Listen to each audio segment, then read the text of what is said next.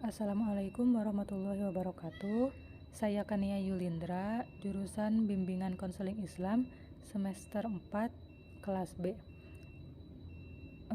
Di sini saya akan memaparkan jawaban UAS mata kuliah Metodologi Dakwah dengan dosen pengampu Pak Dr. Haji Rohmanur Aziz, SOSI MAG. Nah, yang pertama soalnya, gambarkan diagram alur analisis sistem dakwah, kemudian berikan contoh kasus sesuai dengan ranah BKI. Nah, dapat dilihat ya di PPT, di situ ada gambar diagramnya. Lalu contoh kasusnya. Kasusnya tuh mengenai remaja yang memiliki akhlak yang kurang baik. Nah, akan diadakan bimbingan akhlak terhadap remaja tersebut. Dalam alur analisis sistem dakwah diawali dengan identifikasi mad'u. Nah, mad'u merupakan remaja pada kisaran usia 11 hingga 18 tahun. Pada umumnya sedang duduk di bangku SD, SMP, dan juga SMA. Beberapa mad'u memiliki pemahaman agama yang rendah. Pada usia remaja terjadi perubahan biologis, psikologis, dan sosial. Maka bimbingan akhlak menjadi sangat diperlukan. Lalu alur yang kedua yaitu pemetaan dan desain atau medan dakwah. Dakwah dilaksanakan di sebuah masjid yang berada di kecamatan di Kota Bandung. Latar belakang atau kesibukan mad'unya yaitu bersekolah. Alur yang ketiga yaitu perencanaan. Dalam perencanaan terdapat materi, media, dan juga metode yang harus dipersiapkan. Materinya yaitu mengenai akhlak baik yang harus diterapkan dalam kehidupan dan akhlak buruk yang harus dijauhi, serta konsekuensi dari akhlak buruk tersebut. Medianya menggunakan lisan, mimbar, handphone, dan juga media sosial.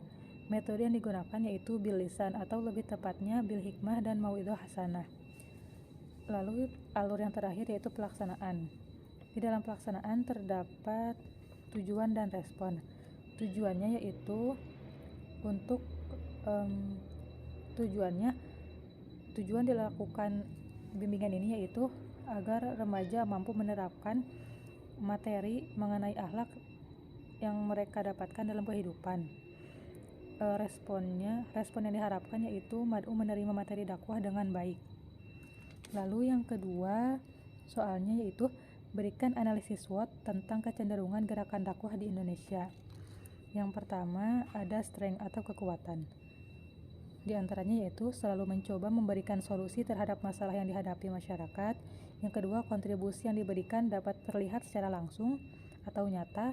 Dan yang ketiga, ikut berperan dalam memberikan sumbangan pada dunia pendidikan serta ikut berperan memajukan perekonomian warga. Yang kedua ada weakness atau kelemahan. Di antaranya kurangnya kerjasama dalam menjalankan program dan adanya pencampur adukan antara goyah atau tujuan dengan wasilah atau sarana sehingga kesibukannya lebih berfokus untuk kepentingan internal atau pribadi daripada untuk umat. Lalu selanjutnya ada opportunities atau peluang. Di antaranya yaitu menginternalisasikan nilai atau ajaran Islam dengan kebudayaan sehingga dakwahnya itu akan mudah diterima. Lalu yang terakhir ada threat atau hambatan. Di antaranya yaitu munculnya paham-paham keislaman dan keagamaan yang ekstrim sehingga menjadi penghambat bagi gerakan dakwah. Yang ketiga yaitu soalnya jelaskan tahapan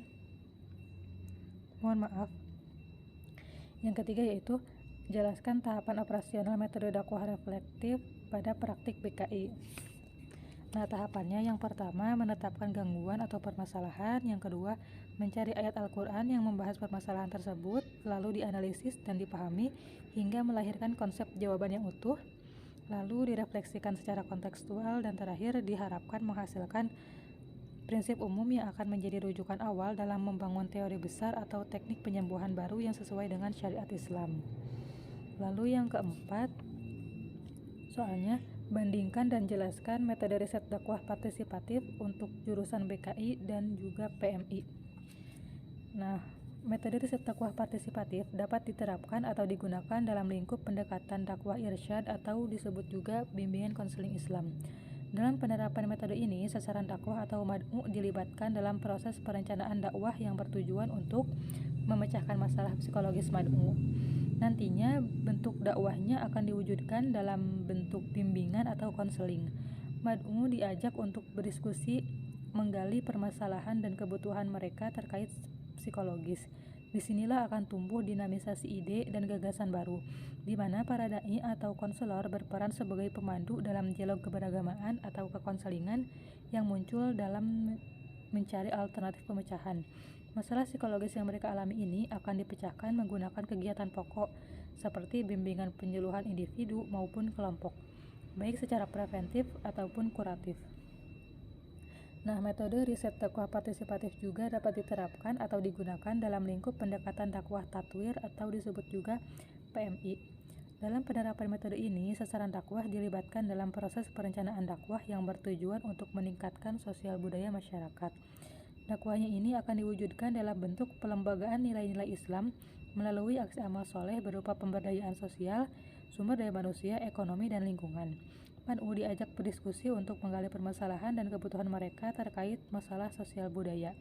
Disinilah akan tumbuh dinamisasi ide dan gagasan baru, di mana para dai berperan sebagai pemandu dalam dialog atau diskusi keagamaan atau pengembangan masyarakat yang muncul dalam mencari alternatif pemecahan, yang nantinya masalah sosial dan kebudayaan yang mereka alami akan dipecahkan melalui pentransformasian dan pelembagaan nilai-nilai ajaran Islam.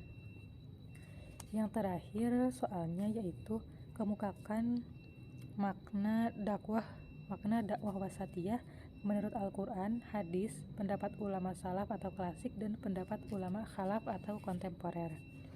Yang pertama ada makna dakwah wasatiyah menurut Al-Quran. Dari berbagai pemaknaan kata wasat atau wasatiyah dalam Al-Quran, dapat disimpulkan bahwa dakwah wasatiyah adalah dakwah yang dilakukan dengan cara yang terbaik, tidak berlebih-lebihan, dan juga adil.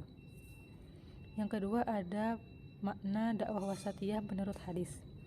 Dari beberapa makna wasatiyah dalam hadis, maka dapat disimpulkan bahwa dakwah wasatiyah adalah dakwah yang berkesinambungan dengan nilai-nilai baik lainnya, mengedepankan toleransi dan seimbang. Lalu ada makna dakwah wasatiyah menurut ulama kontemporer. Nah, Ma'ruf Amin berpendapat bahwa dakwah wasatiyah merupakan dakwah yang tidak bersifat tekstual dan tidak pula liberal, tetapi kembali ke jati diri bangsa, yakni dakwah Islam yang rahmatan lil alamin. Lalu terakhir ada makna dakwah wasatiyah menurut ulama klasik. Menurut Ibnu Asyur, kata wasat berarti sesuatu yang ada di tengah atau sesuatu yang memiliki dua ujung yang ukurannya sama. Maka dakwah wasatiyah menurut beliau adalah dakwah yang memakai atau melalui jalan tengah, dilakukan secara proporsional dan tidak condong ke kiri atau ke kanan. Terima kasih, sekian saja pemaparan jawaban UAS yang dapat saya sampaikan. Wassalamualaikum warahmatullahi wabarakatuh.